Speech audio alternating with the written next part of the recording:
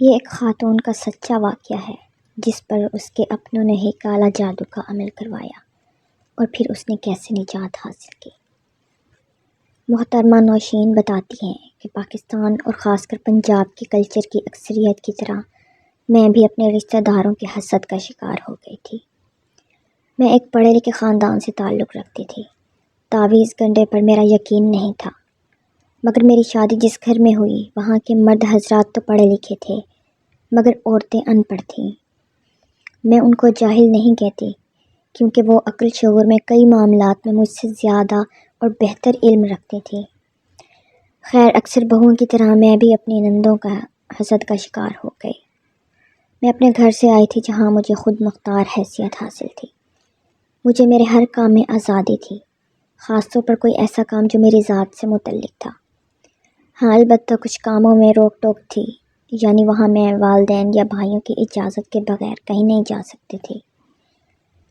کہیں کسی فنکشن میں جانا ہو، دوستوں کے ساتھ کہیں آؤٹنگ پہ یا کسی دوست کے گھر جانا، ان کاموں کے لیے مجھے میرے والدین کی اجازت کی ضرورت ہوتی تھی، جبکہ اس کے برعکس میں اپنی مرضی سے سونا، مرضی سے اٹھنا، اپنی مرضی کا کپڑا خریدنا اور پہننا اوڑھنا، ان سب کاموں میں مجھے آزادی تھی۔ میں صبح جس ٹائم اٹھتی تھی میری والدہ یا کوئی ملازمہ میرے لیے ناشتہ بنا کر لاتی تھی، اور اگر میں والدہ سے فرمائش کرتی کہ مجھے آپ کے ہاتھ کا ناشتہ کرنا ہے تو میری والدہ مجھے بنا کر دے دیا کرتی تھی۔ مختصر یہ کہ میں ایسے ماحول میں پلی بڑھی تھی کہ مجھے بلا وجہ کی روک ٹوک کا سامنا نہیں کرنا پڑا تھا، مگر جب میں رخصت ہو کر اپنے سسرال میں آئی تو تب مجھے اندازہ ہوا کہ زندگی کتنی مشکل ہے۔ شادی کے صرف ایک ہفتہ بعد ہی میرے ہنسنے پر پابندی لگا دی گئی اور کہا گیا کہ تم عورتوں کی طرح نہیں مردوں کی طرح ہنستی ہو، تمہیں ہنسنے کا سلیقہ نہیں ہے۔ خیر میں نے اس غلطی کو تسلیم کیا کیونکہ میں بہت کھلکھلا کر ہنسنے والی تھی اور اپنی اس غلطی پر قابو پا لیا۔ اس کے بعد میرے کپڑوں کے پہننے پر پابندی لگا دی گئی۔ مجھے کہا گیا کہ تم زیادہ تنگ کپڑے پہنتی ہو، ہمارے ہاں یہ رواج نہیں ہے۔ میں نے ان لوگوں کی مرضی کے مطابق ڈھیلے ڈھالے کپڑے پہننا شروع کر دیے، مگر پھر مجھ پر ایک نیا اعتراض کر دیا گیا کہ میں اپنے میکے یا اپنے کسی بھی جاننے والے کے پاس جاتے ہوئے میک اپ کر کے نہیں جا سکتی۔ اب معاملات میری برداشت سے باہر ہو رہے تھے، مگر میں نے اس کے باوجود حالات سے سمجھوتا کیے رکھا، گھر کا ماحول خراب نہ ہونے دیا۔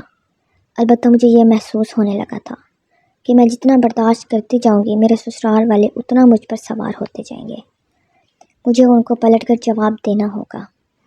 مگر دوسری طرف مجھے اس بات کا احساس بھی تھا کہ میری ابھی نئی شادی ہوئی ہے، پتہ نہیں میرا شوہر کس کی سائڈ پہ کھڑا ہوگا۔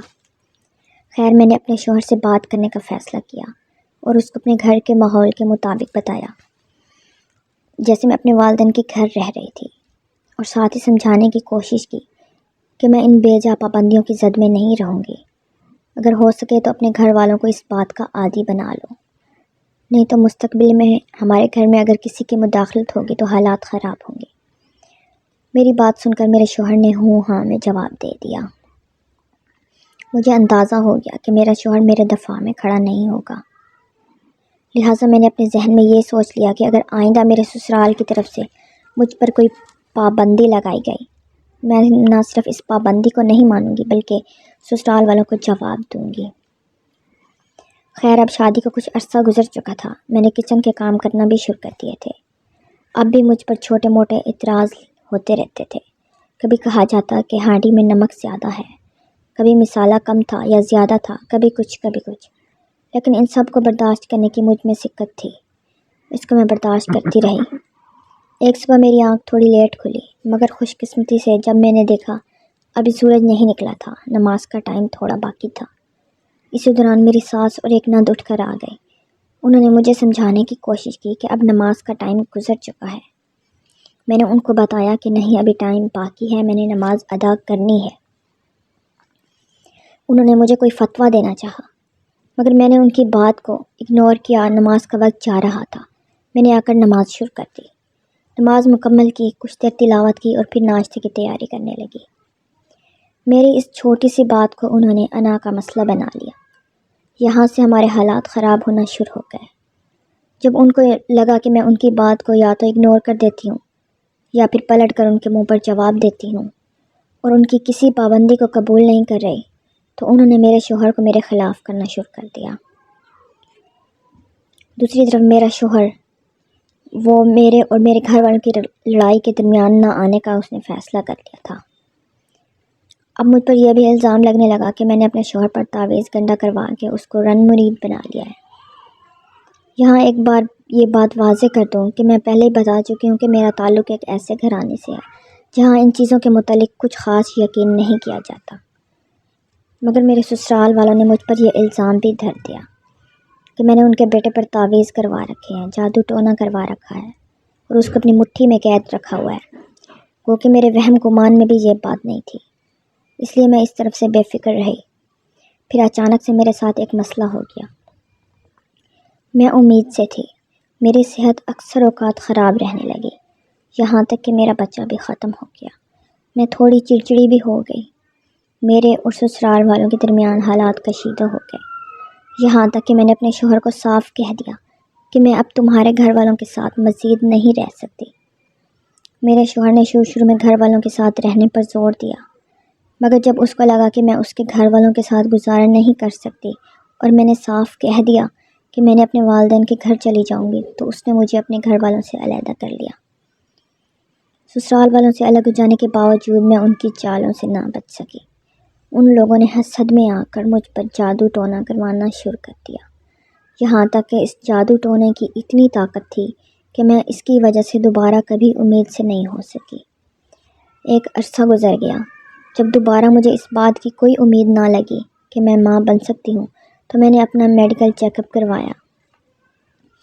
میڈیکل سائنس نے مجھے بالکل فٹ قرار دے دیا۔ تب مجھے میری ایک کسی دوست نے مشورہ دیا جو میرے اور میرے سسرال والوں کے حالات سے اچھی طرح واقف تھی۔ اس نے کہا کہ تم کسی اچھے سے اللہ والے کو ڈھونڈ کر اس کے سامنے اپنا مسئلہ رکھو۔ پھر میں اسی کے توسط سے لاہور میں ایک انتہائی برگزیدہ ہستی بابا جی مدینہ والے کی محفل میں گئی اور وہاں اپنا مسئلہ بیان کیا۔ جب میں نے ان کے سامنے اپنا مسئلہ بیان کیا، سنانے لگی اپنا مسئلہ، تو اس واقعے میں کوئی کمی بیشی رہ گئی تو انہوں نے بتایا کہ تمہارے ساتھ ایسے ایسے بھی ہوا تھا، تو میں نے ان کی ہاں میں ہاں ملائی۔ تو انہوں نے میری بات مکمل سنی تو مجھے کہا کہ تم پر جادو کروایا گیا ہے، اور جادو حقیقت ہے۔ تم پر جتنا سخت جادو کروایا گیا ہے، اگر تمہاری جگہ کوئی کمزور ایمان کی خاتون ہوتی تو یقین کرو اس وقت بستر مرگ پر پڑی ہوتی اور یوں ہی تڑپ تڑپ کر مر جاتی، مگر تم اللہ تعالیٰ کے قریب تھی، تمہارا ایمان مضبوط تھا، اللہ تعالیٰ کی عبادت گزار تھی، اس لیے تم کسی بڑے نقصان سے بچ گئی ہو۔ تمہاری اولاد نہ ہونے کی وجہ بھی یہ جادو ہی ہے، لیکن افسوس کہ میں اس معاملے میں تمہاری کوئی مدد نہیں کر سکتا۔ اس معاملے میں تمہیں کوئی عالم دین، کوئی اللہ کی کتاب کا علم رکھنے والا شخص ہی رہنمائی کر سکتا ہے۔ اور پھر مجھے انہوں نے 3-4 عالم دین کے متعلق بتایا۔ میں نے ان میں سے ایک مولانا اسحاق صاحب سے رابطہ کیا اور ان کو اپنی ساری حقیقت بتائی، تو انہوں نے جواب میں مجھے بتایا کہ تم سورہ اعراف کی آیت نمبر 54، 55 اور 56 کا کثرت سے ورد کیا کرو، اس سے انشاءاللہ تمہارا مسئلہ حل ہو جائے گا، اور ہو سکے تو ان لوگوں سے دوری اختیار کر لو جن لوگوں کی وجہ سے تم ان حالات تک پہنچی ہو۔ کیونکہ میرے ذہن میں تھا کہ میں ان حالات میں اپنے سسرال یعنی اپنی ساس اور نندوں کی وجہ سے پہنچی ہوں، مگر میرے پاس کوئی پکا ثبوت نہیں تھا۔ خیر، میں نے ان کے بتائے ہوئے عمل کو کرنا شروع کر دیا، اور ساتھ ہی میرے شوہر نے امریکہ کا ویزا اپلائی کر رکھا تھا۔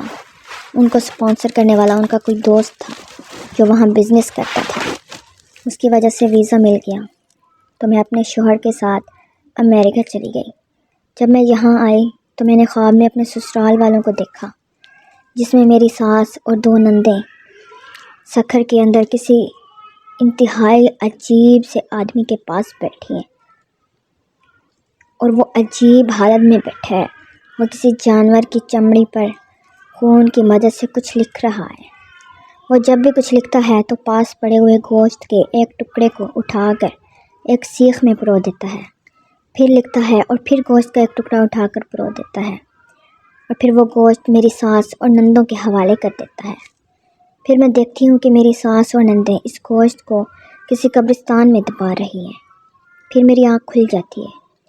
میں کافی دیر تک اس بات کو سوچتی رہتی ہوں اور پھر میرا ذہن کڑیاں ملانے لگتا ہے۔ تب مجھے لگتا ہے کہ وہ سب کچھ میرے سسرال کی طرف سے ہوا ہے، اور جس عمل کو میں نے دیکھا ہے وہ مجھ پر جادو کرنے والا شخص تھا، اور میری ساس اور نندیں مجھ پر جادو کروانے والی تھیں۔ خیر، اس خواب کے کچھ عرصہ بعد دوبارہ مجھے امید ہوتی ہے۔ جب امید سے ہوتی ہوں تو میں اللہ تعالیٰ سے دعا کرتی ہوں کہ یا اللہ مجھے اپنے کرم سے اولاد نصیب فرما۔ وہ کوئی قبولیت کی گھڑی ہوتی ہے، اللہ تعالیٰ مجھے بیٹا عطا فرما دیتا ہے، اور پھر میں اللہ تعالیٰ کا شکر ادا کرنے کے لیے اپنے شوہر کے ساتھ عمرے پر جاتی ہوں۔ عمرہ ادا کر لینے کے بعد وہاں سے پاکستان آ جاتی ہوں، کیونکہ میرے میکے اور سسرال والے دونوں میرے بچے سے ملنا چاہتے ہوتے ہیں۔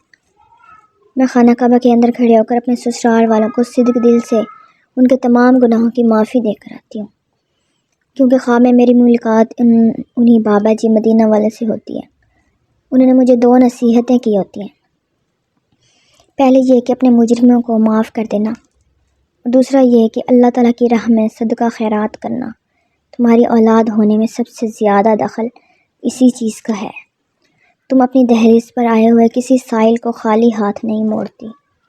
یہی وجہ تھی کہ جب میں نے اللہ تعالیٰ کے حضور تمہارے لیے ہاتھ اٹھائے اور اللہ تعالیٰ سے تمہارے لیے اولاد مانگی، تو مجھے بھی اللہ تعالیٰ کی طرف سے خالی ہاتھ نہیں موڑا گیا۔ جب میں بچے کو لے کر پاکستان جاتی ہوں تو تب میرے میکے اور سسرال والے دونوں بہت خوش ہوتے ہیں۔ میں اور میرا شوہر کچھ دن وہاں رکتے ہیں، اس کے بعد واپس آ جاتے ہیں، لیکن جتنا عرصہ وہاں رکتے ہیں اتنا عرصہ میرے لیے انکشافات ہی ہوتے رہتے ہیں۔ میرے سسرال والے یہ تسلیم کرتے ہیں کہ انہوں نے میرے اوپر جادو کروایا تھا۔ وہ یہ بھی تسلیم کرتے ہیں کہ میرا جو پہلا بچہ ضائع ہوا تھا اس میں بھی جادو ٹونے کا کردار تھا، اور ساتھ مجھے زہر دینے کی کوشش بھی کی گئی تھی۔ اس کے علاوہ بھی وہ اپنی بہت ساری غلطیاں تسلیم کرتے ہیں اور ان سب پر معافی مانگتے ہیں۔ میں ان کو معاف کر دیتی ہوں اور کھلے دل سے کر دیتی ہوں۔ ان کو معاف کرنے سے مجھے خود بھی خوشی ہوتی ہے اور سکون محسوس ہوتا ہے۔ میں کچھ عرصہ وہاں رہتی ہوں اور پھر اپنے شوہر کے ساتھ واپس آ جاتی ہوں۔ میں چند دن پہلے ہی یہاں پہنچی ہوں۔ میرا یہ واقعہ سنانے کا مقصد یہ ہے کہ بعض دفعہ ہم لوگ خود غلط نہیں ہوتے، بس کسی کے حسد کا شکار ہو جاتے ہیں۔ اگر کوئی اور میرے جیسے حالات سے گزر رہا ہے تو وہ بھی میرے اس واقعہ سے فائدہ اٹھا سکتا ہے۔ اللہ تعالی ہم سب کو محفوظ رکھے اور اپنی پناہ میں رکھے، آمین ثم آمین۔ واقعہ اچھا لگے تو لائک اور سبسکرائب کر دیں۔